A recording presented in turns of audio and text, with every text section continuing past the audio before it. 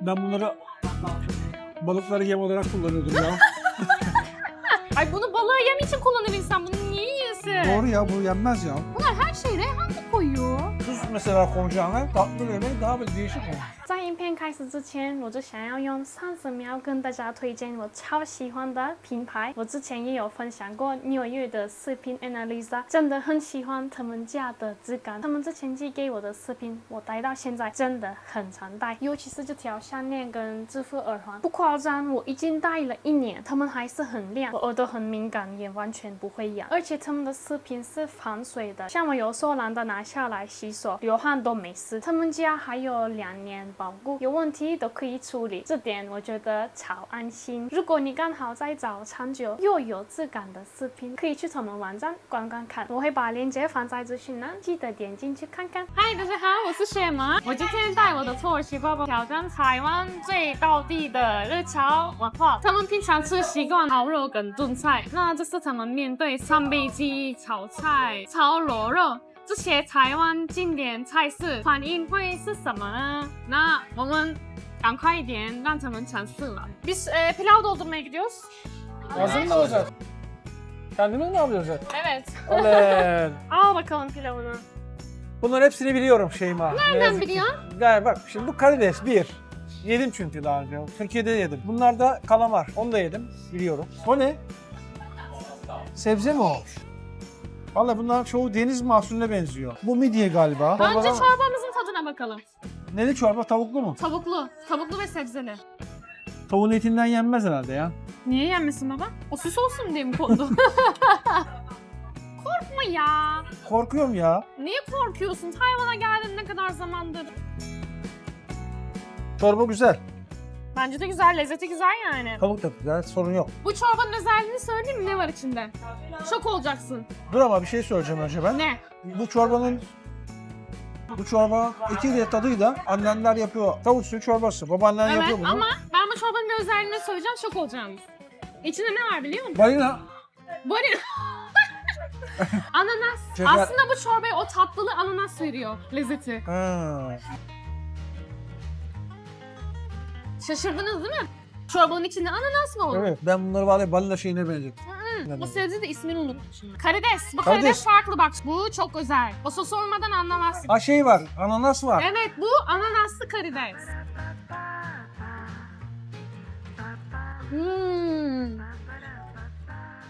Çok güzel. Yağlı kızartma. Nasıl? Önce karidesi ye. Ondan sonra ananası ye, süper. Hayatında hiç böyle karides yemiş miydin? Ananası çok seviyorum. Ananasla karides ne alaka diyeceksin. Ananasın ne işi var karideste? Tuhaf. Ama Ama tuz mesela konacağına tatlı yemek daha böyle değişik olur. değişik değil mi? Tatlı. Ama çok... Bak şu üstündeki sos da bir lezzet katmış değil mi? Evet. Çok güzel. İkisi birlikte yediğinizde daha lezzetli. Aşırı güzel. Bizim yakaladığımız karidesler daha lezzetliydi yalnız. Belki kendimiz yakaladığımız. Ama bak bu kızartma. Bu kızartma bizimkisi ızgaraydı. Izgara farklı bir lezzetli oluyor. Tamam Ama kalanların tadına bak. Bak hepsi sosla. yuvarlaklara bak. Ya niye benim kim çalıyorsun?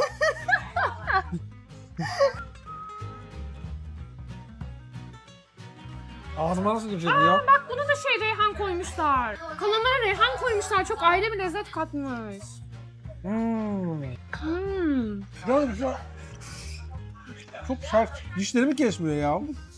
Şey daha güzeldi. Karidesin lezzeti ayrıydı gerçekten. Evet, şimdi geldik. Tavuğumuz. Bunun ismi sanbeici. Midye veya başka bir şeye benzettim. Midye mi? He. Buna da reyhan koymuşlar. Bunlar her şeyi reyhan mı koyuyor? Bakalım. Gerçekten reyhanın lezzeti gelmiş içeride. Ama niye kemikli oluyor? Kemikli yemesi çok zor. Yemeği kemikle yerken çok zorlanıyor insan. Evet. Aha. Bak şimdi bunu alacağım, nasıl yiyeceğimi düşünüyorum. Şöyle tavuğu beğendim ama çok kemikli. Evet, kemikli yemek için yani bu kaşıkla yenmez kesinlikle. Böyle tutacaksın, elinle tutman lazım. Elini yiyeceğim mecbur Kemik ama var. Tayvanlar öyle şey ki kemiği atıyorlar ağzına, daha ellerini kullanmadan ağzında ayıklıyor kemiği. Valla. Dişlerimi kıramam. Aa, çorba güzel. Çorbadan bir tane daha alıyorum. En son elinle yedin. Tavuk nasıl baba?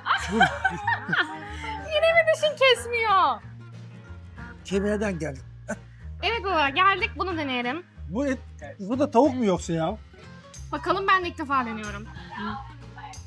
Ama küçük helvanı yesene. Bakalım. Değil. Kıtır kıtır bu. Deniz ürünüymüş. Kesme dişim ya. Çok sert. Evet ya. Aşırı sert yani. Şu bak mesela. O hissiyatı sevmedim. Gırç gırç ne ya? Gırç gırç ediyor ağzımın içinde. Ben bunları balıkları yem olarak kullanıyordum ya. Onlardan galiba. Denizden kabukları ayıklıyordum, böyle bıçakla kazıyorduk. Evet. Kabuğun içinde çıkartıyorduk, beyaz bir şey. O mu yoksa?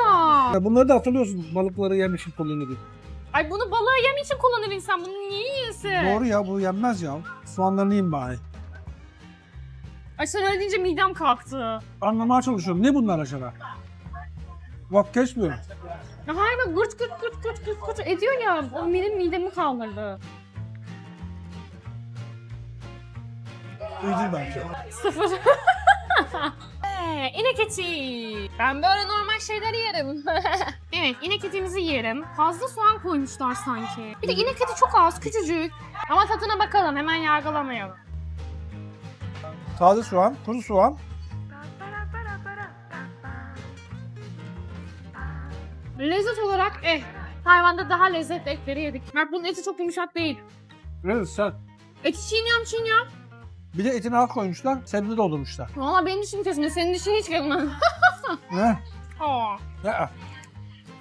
Beğenmedim. Eğer eti lezzetli olsaydı güzel ama eti aşırı sert. Aşırı sert. Evet, balığımızın tadına bakalım. İnşallah balık güzeldir. İnşallah.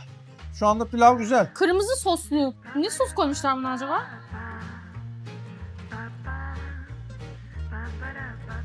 Tatlı somon benziyor. Ekşi bir sosu var.